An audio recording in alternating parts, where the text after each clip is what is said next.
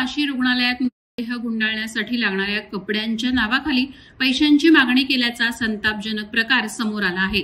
हा प्रकार एका व्यक्तीने मोबाईलच्या कॅमेऱ्याद्वारे कैद केला असून याचा व्हिडिओ सोशल मीडियावर व्हायरल झालाय। मृत तरुणीच्या नातेवाईकांनी महापालिकेच्या प्रशासनावर संताप व्यक्त करत या कर्मचाऱ्यांवर कडक कारवाई करण्याची मागणी केली। मिळालेल्या माहितीनुसार नवी मुंबईतील ऐरोलीतील एका तरुणीचं निधन झालं होतं। ही तरुणी मूळची कानपूरची आहे। घटनेची माहिती मिळाल्यानंतर तिचे आई वडील उत्तर प्रदेशहून तात्काळ नवी मुंबईत दाखल झाले।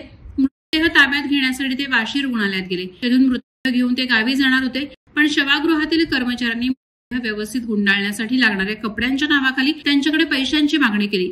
कर्मचाऱ्यांनी आधी मृत तरुणीच्या वडिलांकडून 1000 रुपये मागितले, मात्र नातेवाईक भेदरले आहेत आणि भावनिक झाले आहेत। याचा गैरफायदा घेऊन रक्कम थेट 2000 पर्यंत वाढवली। यानंतर कर्मचाऱ्यांना पैसे घेतले। हा संपूर्ण प्रकार कॅमेऱ्यात कैद झाला असून व्हिडिओ सध्या सोशल मीडियावर जोरदार व्हायरल होत आहे।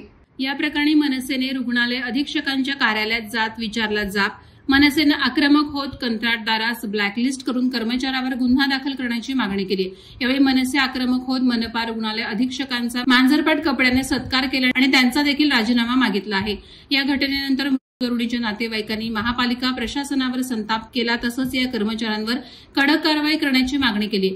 मुलीच्या मृत्यूने आधीच आम्ही खचलो आहोत, त्यातही अशा वागणुकीमुळे अधिकच वेदना झाल्या, असं त्या कुटुंबियांनी म्हटलं आहे।